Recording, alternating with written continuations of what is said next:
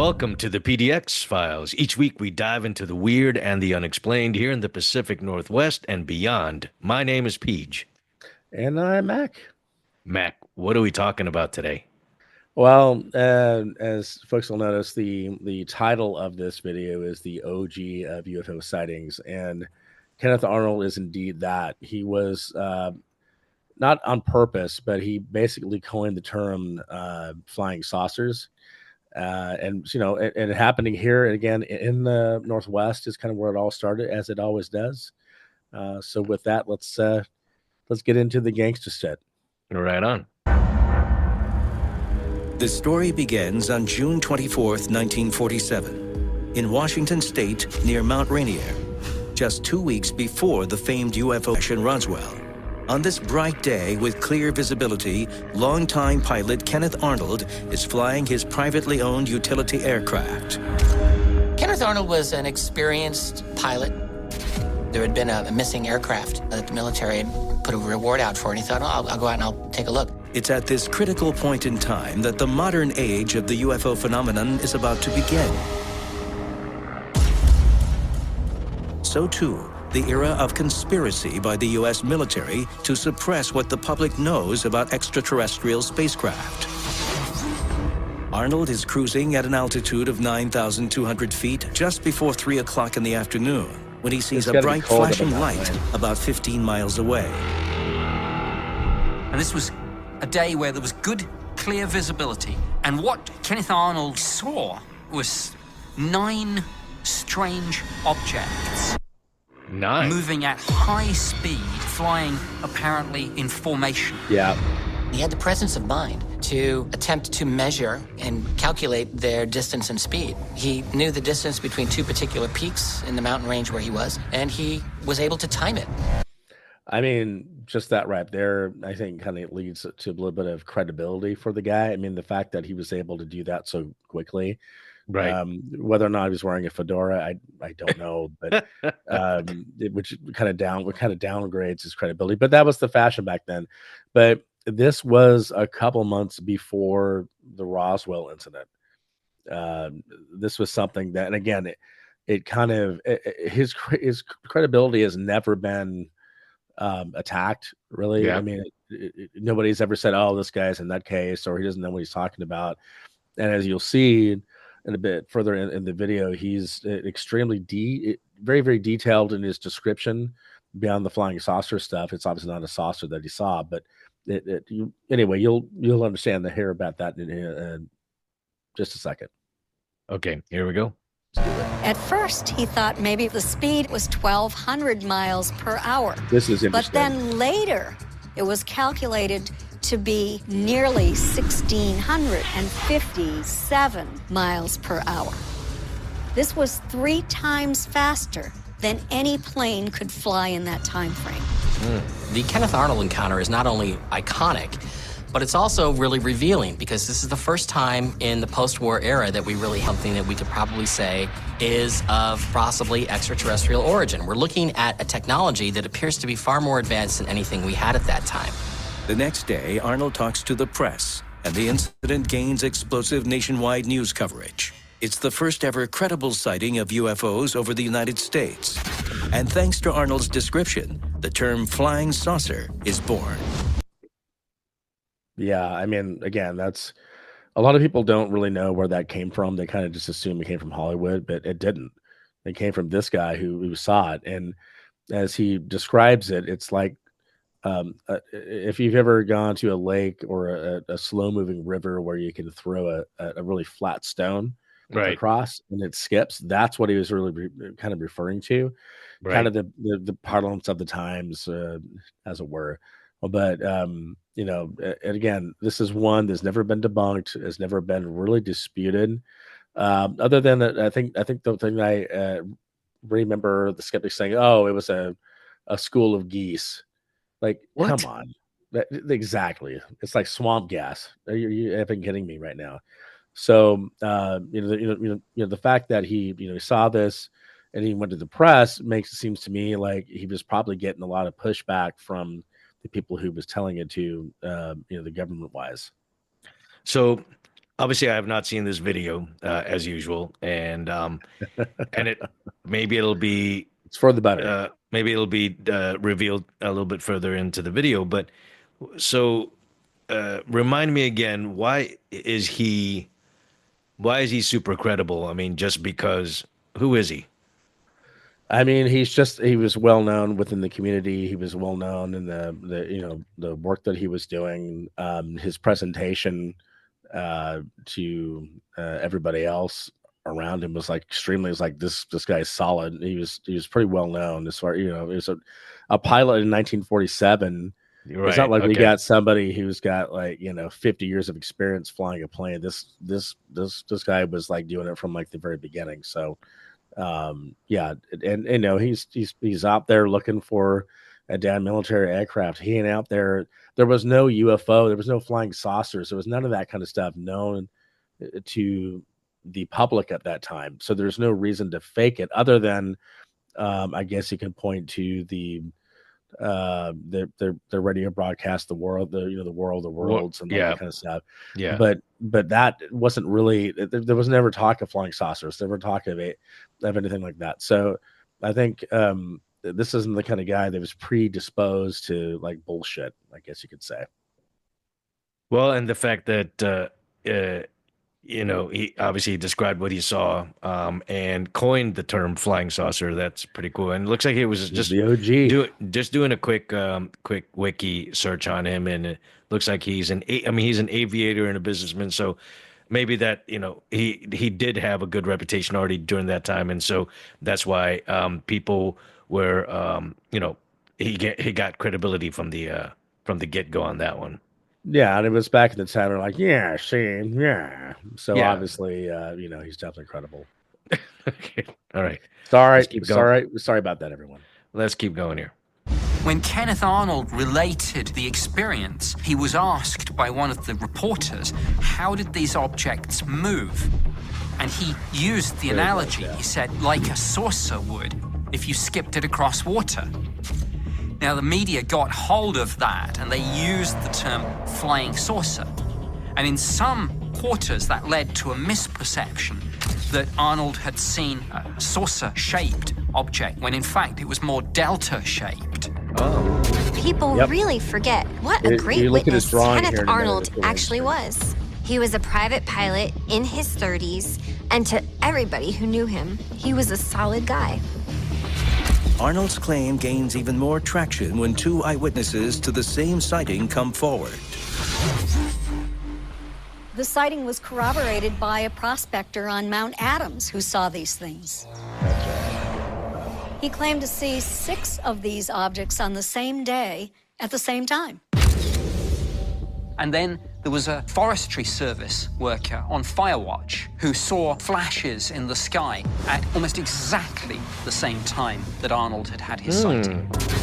He also said Yeah, the it was objects corroborated, I forgot appeared about to that. move in a straight line. After a few weeks, Arnold submits See, a that's- letter to Air Force intelligence regarding his sighting.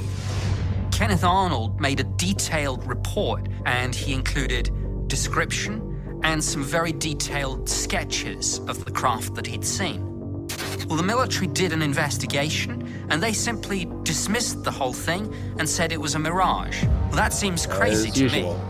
me. It just doesn't fit the facts. Yeah, I mean, he said it right there. It doesn't fit the facts. And if you look at his drawing and his description of what actually happened, it's like, the guy saw it, and there were 2 other sources, and I totally forgot about that, who witnessed it as well. So when you have that type of backup, and there's plenty of stories within the UFO UAP lore that we can get into that are even more credible than this, that are backed up by even like radar and more modern technology.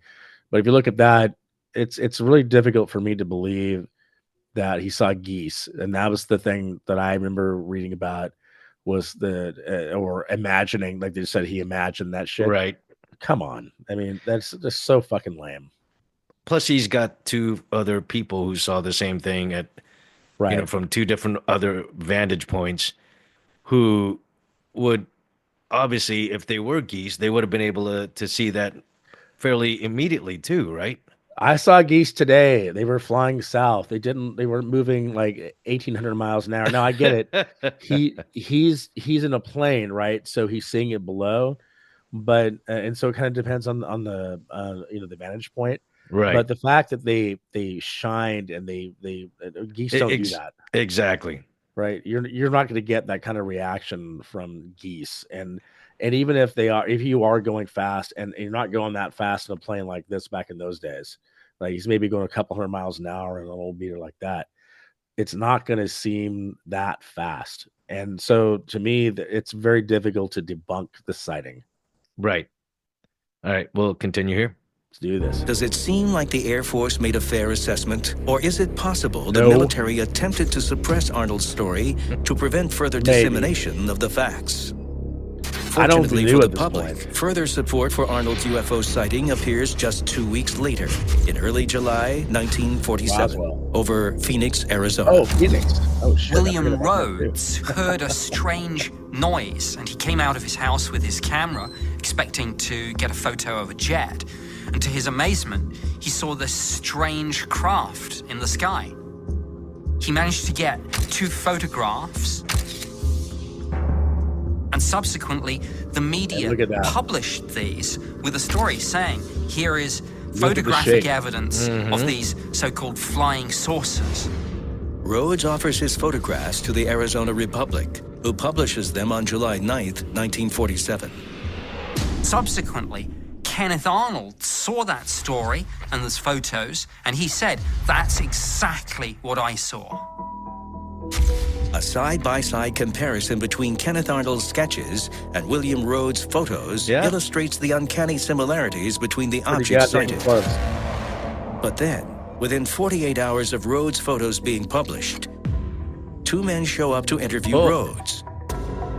Lieutenant Colonel Beam The and feds. FBI agent Letting. I mean, they have the Afterwards, names. Rhodes claims the men confiscated his film negatives. And when he calls It's the not just the Men in FBI, Black, they they got deny names. all knowledge of the incident. Was this to destroy the evidence of UFOs? And is there a connection to sensational news of a UFO crash just 400 miles away at Roswell, New Mexico?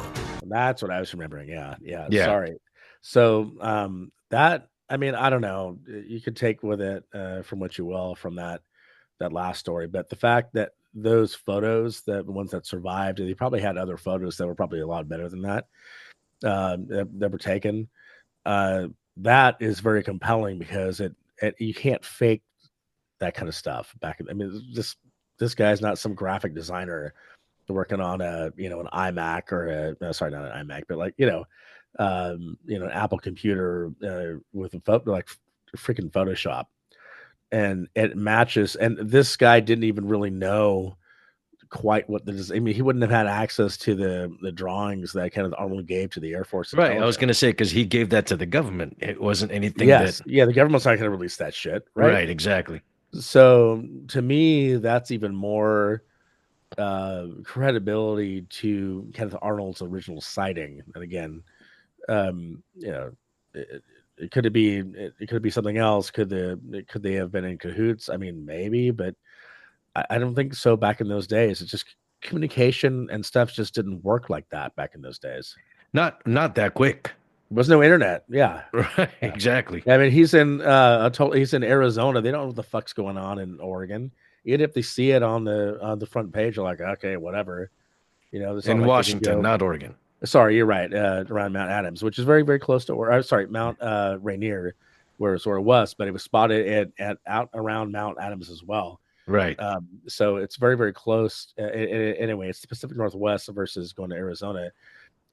Again, in 1997, maybe 1947. No, hell no. There's no collusion there.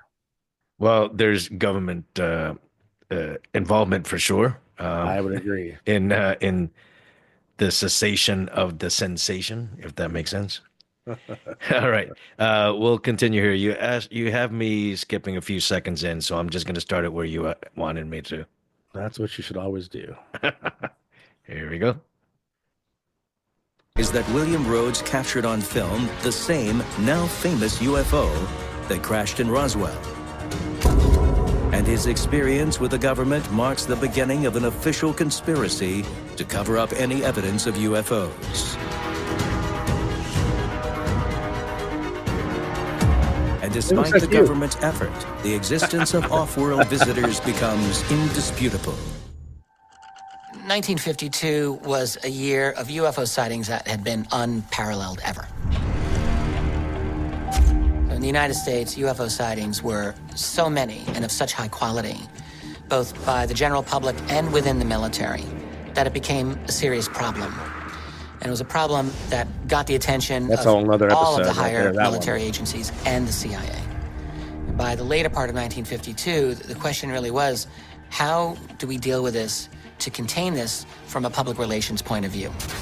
Because it's a really difficult situation for government agencies and the military to have to deal with a public that is convinced that these flying saucers are real. And indeed, it was becoming more and more that way, because the fact was there were a lot of high quality, very difficult to explain UFO sightings from that year. And they were getting a lot of publicity. You know, what's kind of interesting about this, it kind of reminds me of a little bit of ufology and the kind of the history of, you know, kind of what happened back in the 60s when the government finally decided to cut off funding for Project Blue Book. And J. Allen Hynek and his turn from complete skeptic who was put in charge of the program to just, and he came up with the phrase of swamp gas. That's where it came from in Project Blue Book back in the 1960s. Right. And kind of this apathy that kind of persisted in this, not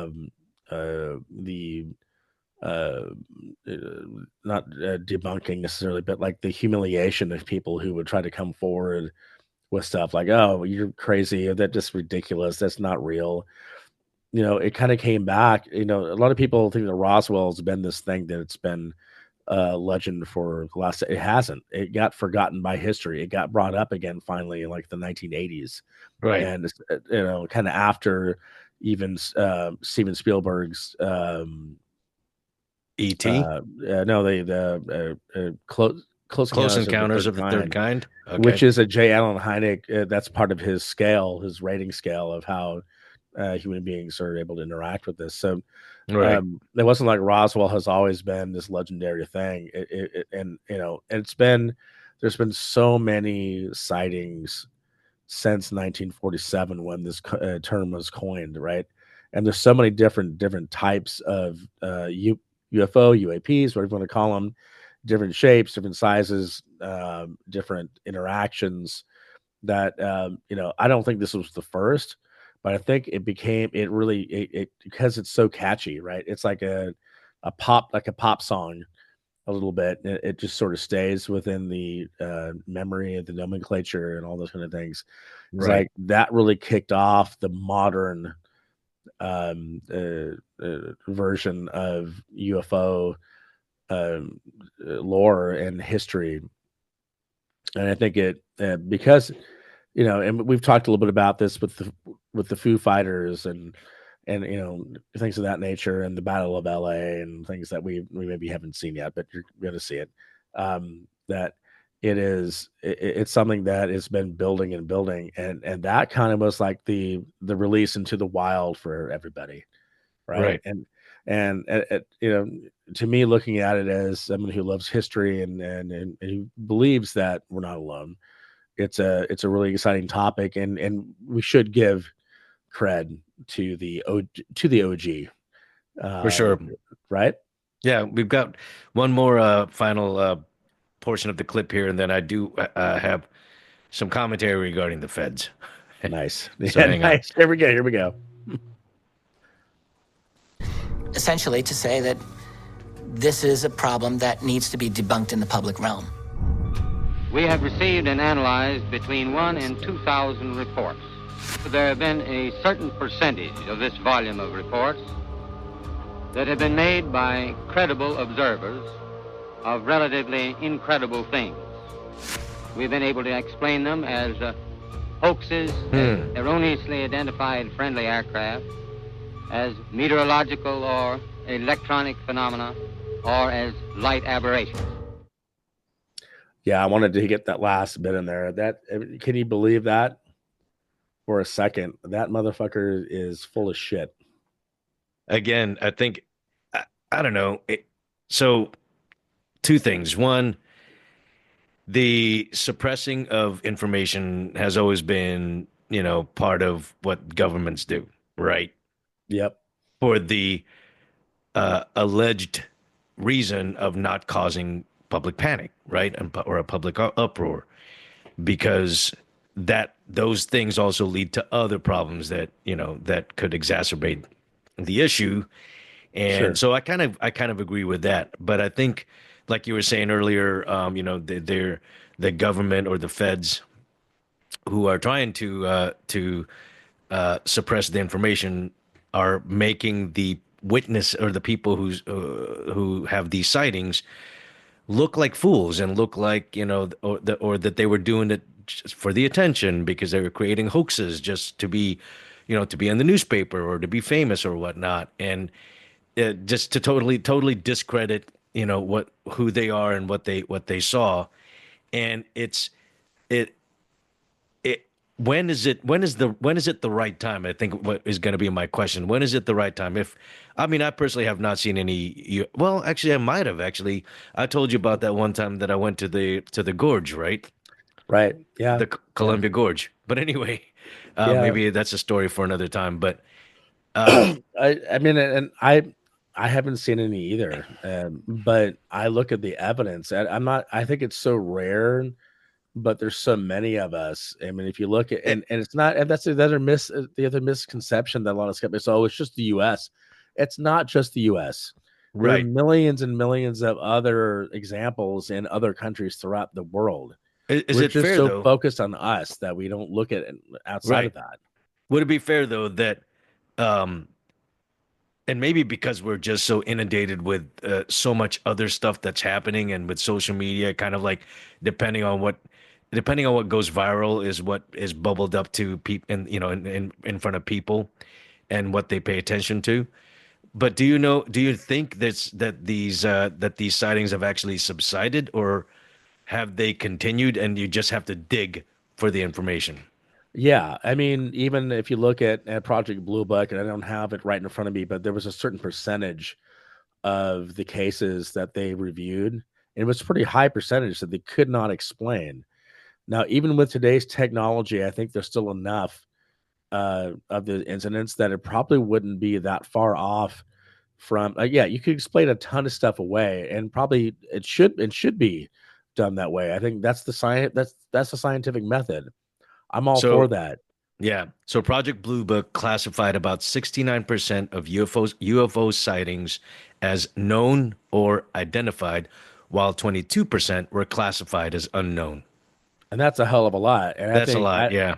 I don't think that it's that far off even nowadays. Maybe it's a little bit less because or you can identify more is what I mean. So Right. even if it's 10% and they're getting way more reports of this kind of stuff on a daily basis, if for not just from the public or from private pilots, we're talking about the military who for years and years and years have not been able to report any of this stuff because it was a stigma. If you dared do it, you would be grounded. You would not, your career would be over within the military if you dared Right. bring everything like this. Right. And so it's if you think about it, the most successful psych op that the US military has ever done in trying to cover up. Not so much that they're trying to cover up, but that they're making people afraid to report it. And Right. so, and if they would have been transparent with it from the very beginning, as in a lot of other countries do, Chile, you like to go to South America. Those countries take it seriously, and they have programs to actually investigate it, Right. and I they think we have talked evidence about to that. back it up, right? So Yeah. to me, it's this weird kind of like we've got to be the first to to sort of crack this code, and and it's more for further episodes. We're talking about uh, retrieval programs and trying to reverse engineer the technology that they've picked up. Right. But if you just look at this particular incident with Kenneth Arnold, that is kind of the thing that kicked off everything. If you believe in UAP UFOs, it kind of started with this guy here bringing it to the press. Yeah. The original whistleblower. And but and with today's technology, obviously it can go both ways. One, there's maybe too much in the sky that could be with today's technology Drones that and all. could be perceived, what I Absolutely. mean? Could be Yes. misperceived or misidentified. But there's also, I believe, there's also just as many people who have access to, high, high intensity telescopes and things that kind of scan the skies that they don't have to rely on the government to release anything because they may be able to actually capture it and then release it into the wild, Yeah. basically just, set it out as YouTube videos or TikTok or whatever, release it without government. Well, I suppose the government is always watching, right? So even if they release it, maybe they'll like quash it right away. But They're just going to try to use disinformation as much as they can. Now, it's not everybody within the government. I don't think everybody in the government is evil and trying to do this kind of stuff. I mean, we've seen that in recent years, but and I think people need to get out of the way of just okay. There's this video evidence or there's this photograph. There's also the stories of the people who have been affected by it, and it's not just they see it; they are being affected physically. People have become ill and died right, because of interactions with UAPs, and there's a psychic effect to it. There's like these stories that are all over the world in ways that you can't fake and you can't like make up.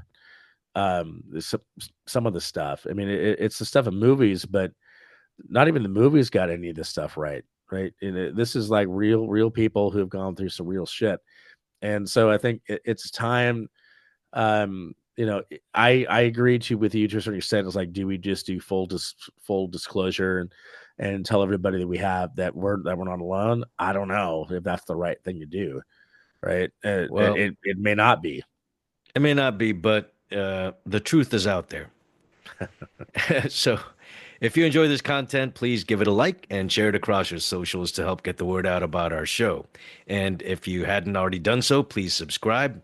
And on YouTube, click that bell icon to make sure that you don't miss out on any of our future episodes. Thanks for tuning in. We'll see you next time.